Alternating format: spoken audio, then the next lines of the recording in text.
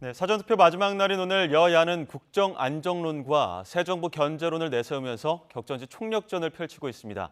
앞으로 남은 나흘 동안 승부를 가를 변수는 뭐가 될지 윤기찬 국민의힘 법률위 부위원장, 조기현 민주당 법률위 부위원장 두 분과 진단해 보겠습니다. 두 분 어서 오십시오.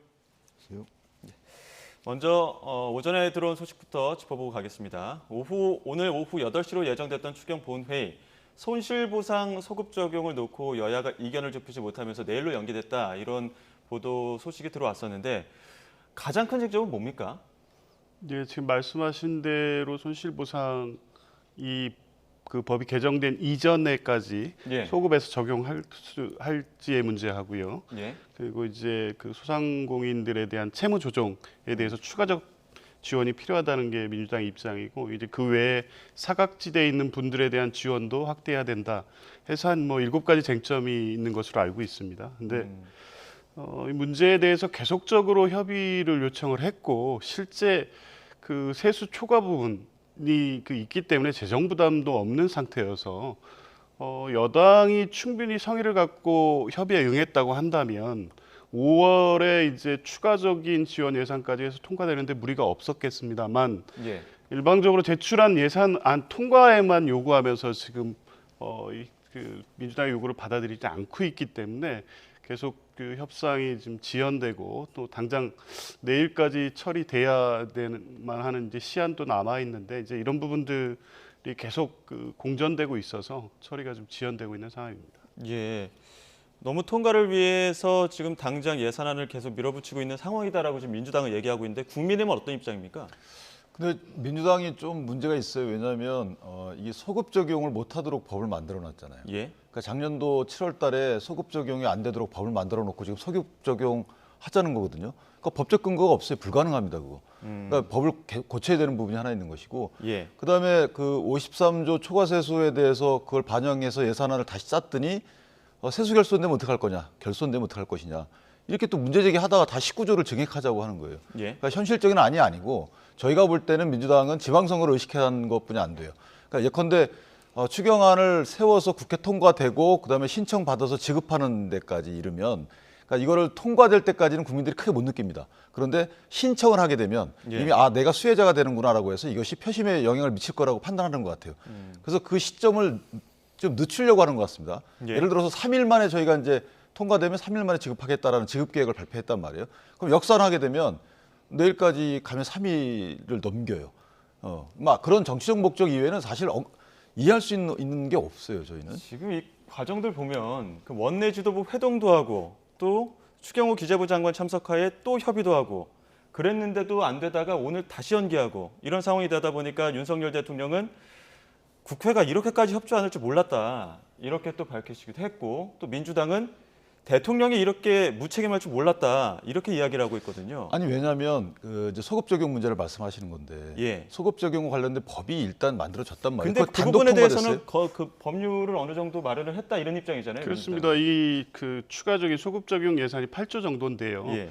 이 부분에 대한 증액 요구를 하면서 법 개정안도 같이 처리하자는 입장을 계속 요구해 왔습니다. 그래서 이게 시간적으로 불가능한 것도 아니고 충분히 협의할 수 있는 내용에도 불구하고 지금 제출한 예산안을 그대로 통과시키자라고만 얘기하고 있거든요. 근데 이게 통과 시점이 지방선거를 앞두고 있습니다만, 이게 추경이 통과되고 안 되고가 실제 민주당에 어떤 유불리가 있어서 이걸 정치적으로 접근을 하겠습니까?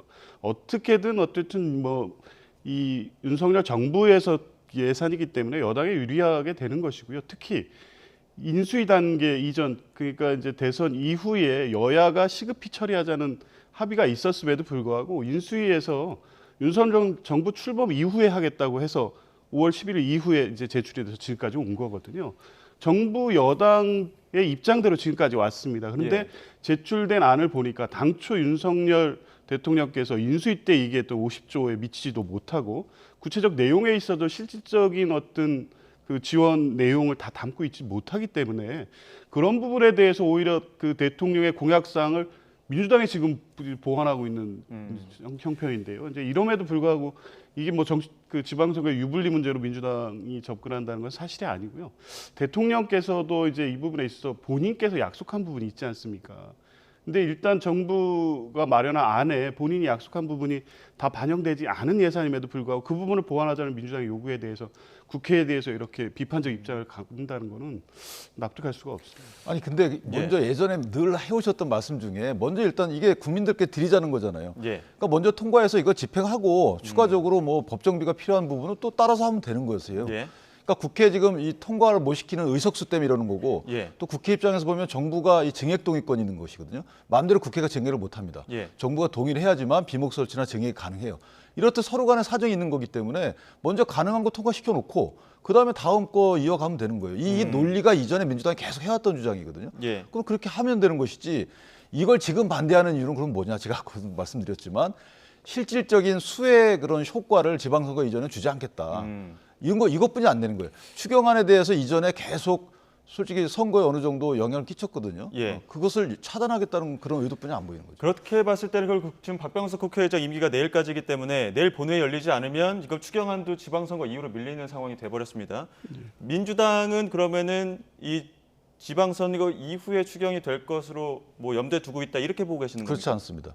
아마 이제 지금 이 추경안에 예비비가 1조가 편성이 돼 있어요. 그 범위 내에서 서로 간 합의가 될 것 같고. 그러니까 내일 만약에 이게 그 처리가 안 되면 의장단이 부재 상황이에요. 그쵸. 의장단 부재 상황이라서 본회의가 열리질 못해요. 예. 그렇다면 다음에 의장단 협상도 자체도 안 되고 있는 상황이라 예. 이게 엄청 뒤로 미뤄집니다. 그쵸. 그래서 그런 정치적 부담은 아마 민주당도 인정할 것이고 예. 역시 변호사님 말씀 주신 것처럼 어쨌든 다른 논리가 또 국민의힘에 대한 공격의 논리가 있기 때문에 예. 국민의힘도 마찬가지로 좀 상당히 정치적으로 어려워요. 양당 모두 부담인데 어디에 그렇습니다. 접점을 찾아야 된다고 보십니까 그럼? 그러니까 뭐 한 가지만 덧붙여서 말씀을 드리면 이게 사실상 코로나 피해 지원에 대한 마지막 추경입니다. 예. 이후에는 이제 법에 의해서 본 예산 내년도에 반영을 하거나 이렇게 될 겁니다. 그러면 지금 이 손실 보상에 대해서는 이번 예산에 다 담아야 됩니다. 예. 그렇기 때문에 이 꼼꼼하게 따져야 된다는 문제고요. 예. 통과를 민주당이 반대해서 지금 5월 내 통과가 안 된다. 이 정치적 분은 민주당이 떠안게 되는 겁니다.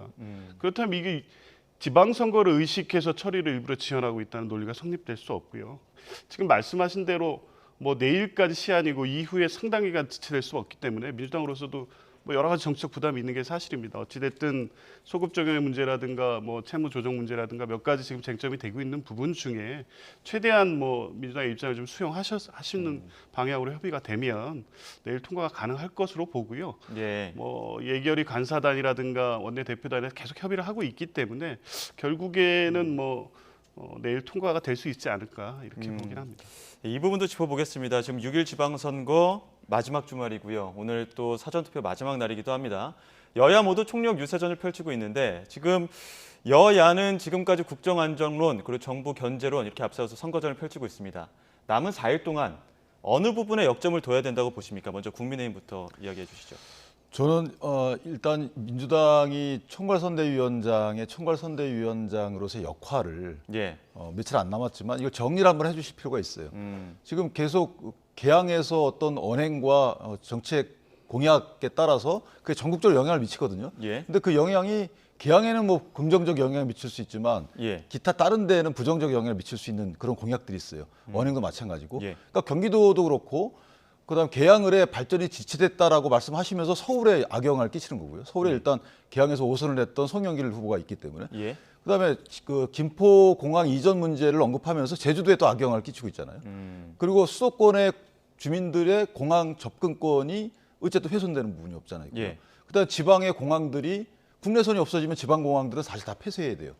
이런 부분들이 있는 것이고. 예. 자, 이런 문제 때문에 개항을에 집중하는 건 좋은데 이런 집중은 총괄선대위원장직을 내려놓고 하셔야 돼요. 예. 그러다 보니까 이게 조율이 안 되는 거예요. 정책적 조율이. 그러니까 저는 이재명 그 후보께서 총괄선대위원장직으로서의 역할과 본인의 후보로서의 역할이 다소 조율이 안 되고 있다. 조화가 이루어지지 않고 있다. 저는 이렇게 지금 생각합니다. 제가 질문이 이제 국민의힘이 선거운동 기간에 어떤 부분에 역점을 둬야 하느냐 했을 때는 민주당이 어떤 역점을 둬야 되는 부분에 대해서 좀 조언을 해주셨는데 민주당 입장에서 봤을 때 국민의힘이 어떤 부분에 역점을 둬야 된다고 보십니까?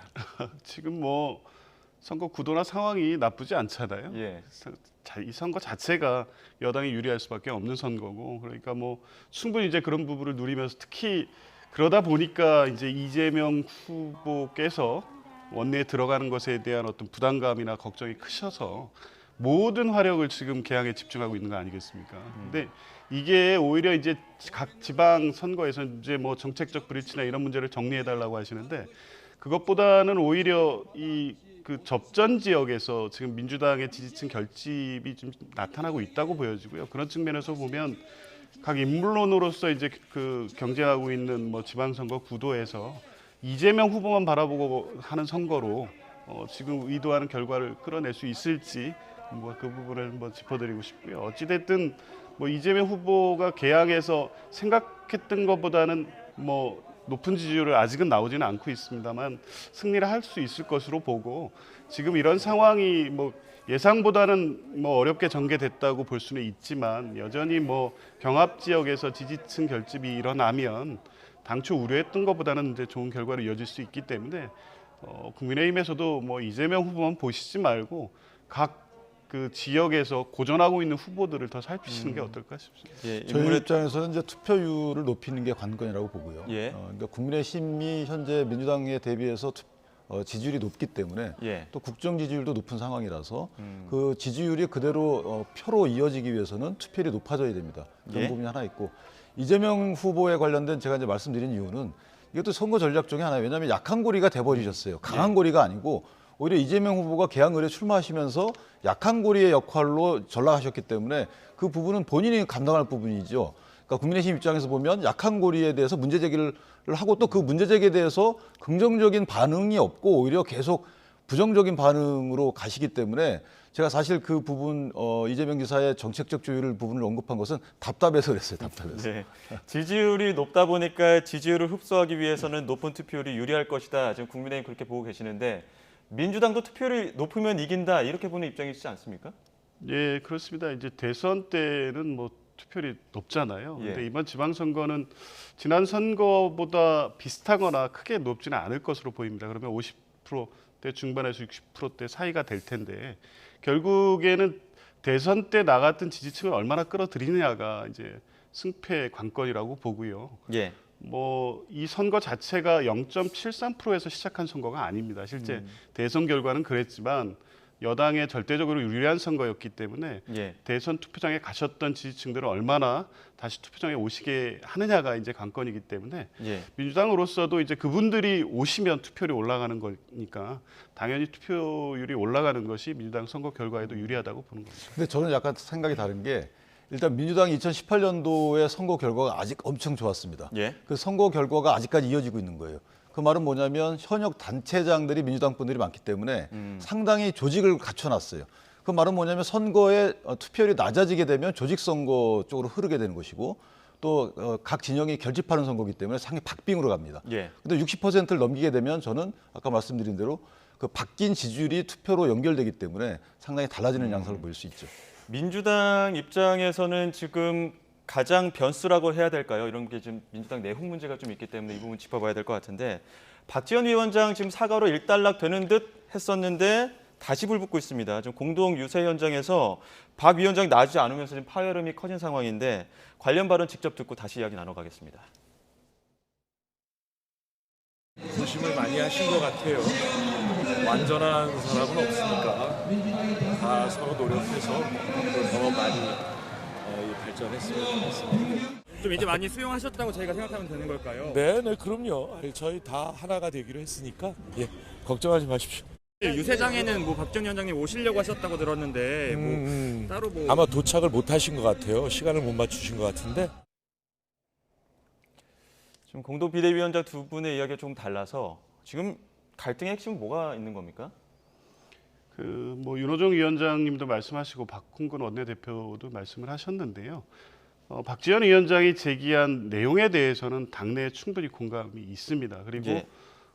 대선 패배 이후에 당의 쇄신 방향에 있어서 주요한 의제가 될 것도 분명한 내용이고요.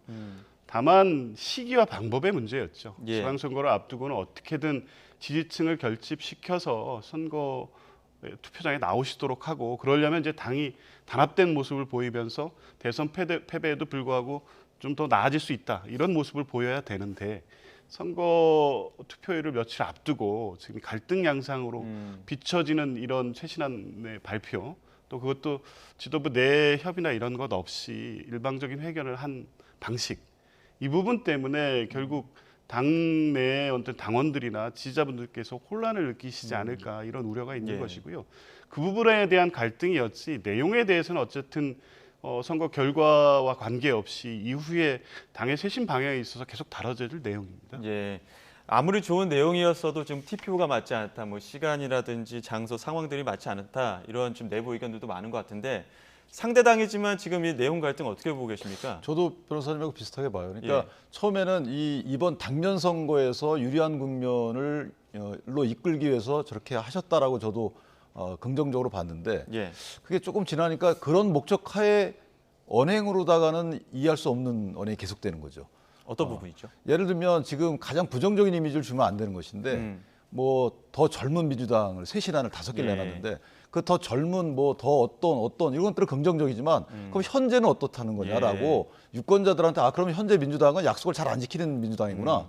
더 젊지 않은 민주당이구나. 이런 식의 어떤 낙인 효과가 있는 그런 것들을 당면 선거 앞에서 저렇게 내놓을 필요가 있을까? 예. 그러니까 저는 당을 위한 목적 이외에 다른 목적이 있지 않고는 이해할 수 없는 여러 가지 행동들이 나온다는 것이죠. 예. 뭐 책임 소재에 관련된 문제가 앞으로 불거질 것이고, 그다음에 당권과 관련된 여러 가지 갈등이 나올 것이고, 이건 보통 선거 이후에 나와요. 예. 근데 지금 이렇게 딱 이런 언행들을 하신다는 것은 민주당 입장에서 보면 외통수거든요. 지금 명분이 가장 좋을 때이기 때문에 그런 당과 관련 없는 다른 목적을 실현시키기는 가장 좋은 시기일 수도 있어요. 예. 따라서 저런 식의 박지원 공동비대위원장이 행보를 며칠 더 이어간다면 이것은 당을 위한 목적이 아니고 다른 목적이 있을 수 있다라는 오해를 받을 여지도 있어요.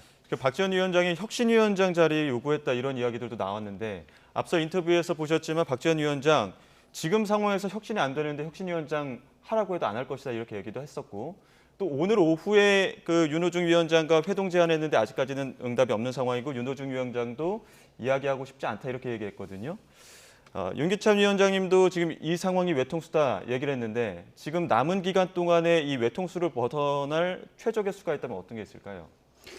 글쎄요, 이게 저는 뭐 변호사님 말씀이 다른 목적이 있는 게 아닌가 말씀을 하셨는데 그런 거는 아닌 것 같습니다. 예. 이게 아무래도 이 비상 지도 체제가 대선 패배 이후에 이 구성이 되면서 박지원 위원장이 정치적으로 신인 아니겠습니까? 예. 근데 최고 지도부를 구성하게 됐습니다. 그래서 아무래도 정치적으로 소통하는 방식이라든가 당의 어떤 문화나 이런 부분에 대해서 아직은 이제 낯설기도 하고 또 이제 네. 그게 신선함이 긍정적 요인으로 작용하는 부분도 분명히 있었거든요. 근데 아직 쇄신안을 가지고 당이 이 중요한 국면에서 이렇게 직접 기자회견을 단독으로 한다거나 이런 방식 때문에 문제가 된 것이기 때문에 예. 어찌됐든 뭐 지도부 윤호중 위원장과도 계속 교감하고 소통을 하시는 것으로 알고 있습니다. 오늘도 이제 같이 뭐 나란히 손잡고 서면 이건 그냥 모양으로 비춰지는 것이고 실제 그 지원이 필요한 부분에 각 위원장께서 다니시면서 지원 유세를 하고 계시기 때문에 예. 어느 정도 이게 갈등이 계속 확대되거나 뭐 이런 모양새로 나타나지는 않을 거고 각자 위원장으로서 또 지도부로서 선거 지원에 최선을 다하고 있으니까요. 아마 예. 앞으로 남은 기간 동안에 이 부분이 계속 불거지면서 더 문제가 확대되지는 않을 거로 봅니다. 예. 방식이 이해가 안 되면 목적을 의심해 봐야죠. 그 부분도 한번 지켜보도록 하고요. 자, 지방선거 판세를 한번 넘어가 보도록 하겠습니다. 지금 지상파 3사 여론조사를 보면 17곳 광역단체장 중 국민의힘이 9곳, 민주당이 4곳이 우세한 것으로 나타났습니다. 지역별로 보면 민주당 텃밭인 호남 플러스 제주 지역이 조금 우세하고 국민의힘이 영남 비롯해서 서울, 강원, 충청까지 우세한 상황입니다.